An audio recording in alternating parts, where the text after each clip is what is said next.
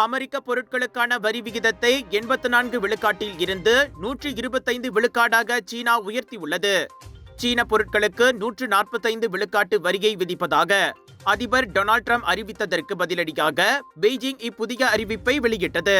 அமெரிக்காவின் ஒரு தலைப்பட்ச கொடுமைகளை எதிர்க்க ஐரோப்பிய ஒன்றியம் பெய்ஜிங்குடன் கைகோர்க்க வேண்டும் என சீன அதிபர் ஜி ஜின்பிங் பேசிய சில மணி நேரங்களில் இந்த அதிரடி அறிவிப்பு வெளியானது. சனிக்கிழமை முதல் இது நடப்புக்கு வருகிறது. இதற்கு மேலும் அமெரிக்கா வரியை உயர்த்தினால் சீனா கண்டுகொள்ளாது.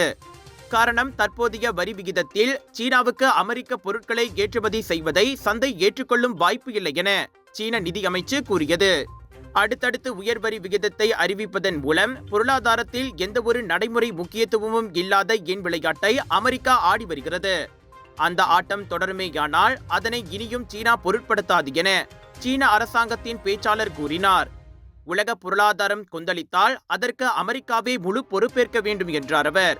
சீனாவை தவிர்த்து மற்ற 75 நாடுகளுக்கான கூடுதல் வரி விதிப்பை திடீரென 90 நாட்களுக்கு ட்ரம்ப் நிறுத்தி வைத்ததும் சீனா கொடுத்த அழுத்தத்தினால்தான் என அப்பேச்சாளர் கூறிக்கொண்டார்.